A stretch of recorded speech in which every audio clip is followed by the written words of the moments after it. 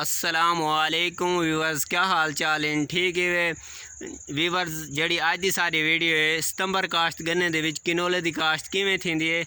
मैं तो दो तरीके नाल कीती पिया, मैं आखे दोस्तां नाल भी शेयर करा तो उनके बारे तो मैं मालूमात देवां। बहुत ही आसान तरीका है पिया व्यूवर्स। ये जड़ा मैं सारी वीडियो तो बना के दिखे ना तो सारा तरीके दसे ना व्यूवर्स। ये जड़ी मैं काश्त की है तुहाडे सामने नज़र आती पई उसी सितंबर दे विच गन्ने की काश्त की है।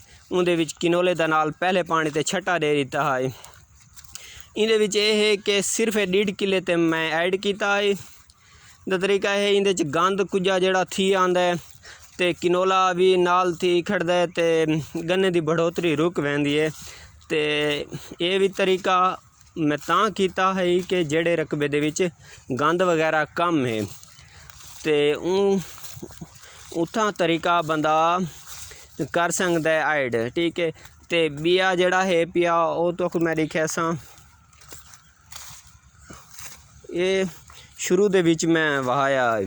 उनके तो अलावा जड़ा बई साइड ते मैं गन्ना काश्त किया हूँ उथा मैंने तो वो लिखे ना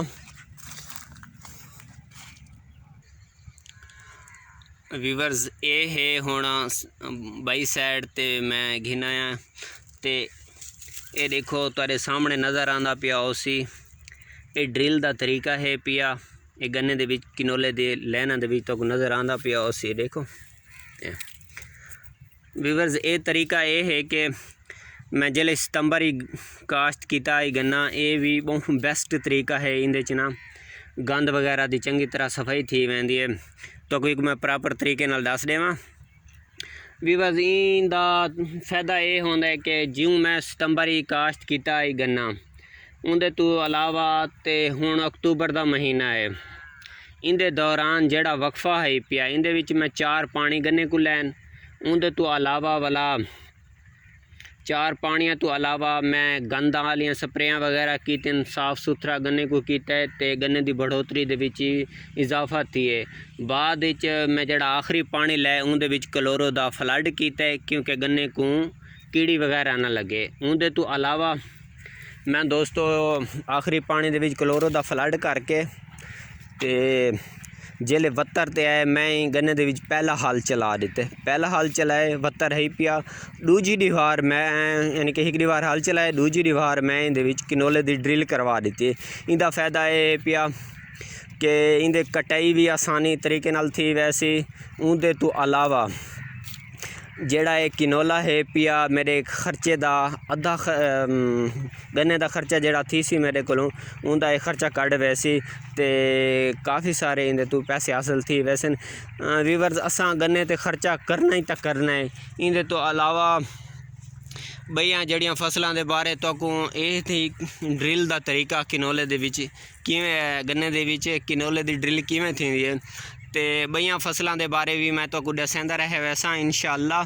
ते जड़ी कल दी मैं वीडियो बनावनी हो आलू की फसल के बारे क्योंकि मैं ताई फिर थोड़े पैमाने ते बिजेंदा पिया क्योंकि सिर्फ 4 कनाल आलू की काश्त करेंदा पिया, लेकिन उनके बारे इन्फॉर्मेशन तो पूरी देसा।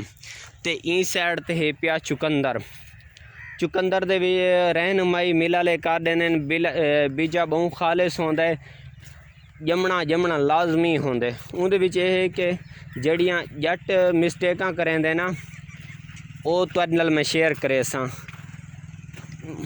सवाल ही पैदा नहीं थींदा जड़ा मिल वाला बीजा होवे ते न जमे। उनका तरीका क्या होंदा है कि जड़ियाँ जट दियाँ कमज़ोरियां होने उन्होंने विच यह कमज़ोरी है कि वो चुकंदर को पानी लावना है।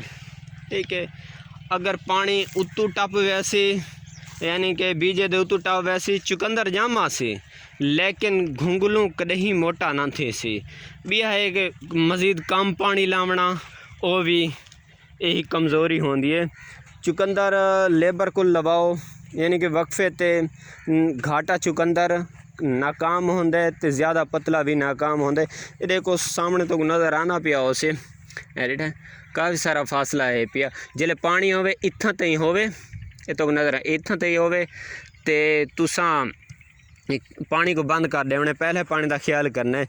सिर्फ वतर ते बतर चढ़ वञे त बीजा चुकंदर तो सही थींदे इते थी गए भला जड़ी स्प्रे दोस्त करे ने डुअल गोल्ड 24 घंटिया के अंदर अंदर करनी चाहिए। ज़्यादा डोज नाल भी चुकंदर नहीं जमदा ते इन्हां चीज़ों का ख्याल करना होंदे। बिया अल्लाह वारस होंदे फसल ते अल्लाह कहन दी मेहनत रहेगा नहीं करेंदा है इंशाअल्लाह जट को अपना मेहनत का सिला मिल वेंदे अगर वो अच्छे तरीके नाल ते समझदारी नाल अमल करेंदा रह वेंदे। बिया जड़ियाँ चुकंदर दियां खादा वगैरह होनियां वो तो मिल वाले रिकमेंड कर देंदे रहने ते रहनुमाई जट दी थी वेंदी है क्योंकि एक पहले एक थोड़ा जिहा लॉन गिन के बाद चुना अपना लॉन कटावना होंदा तो चुकंदर दी भी अच्छी फसल है।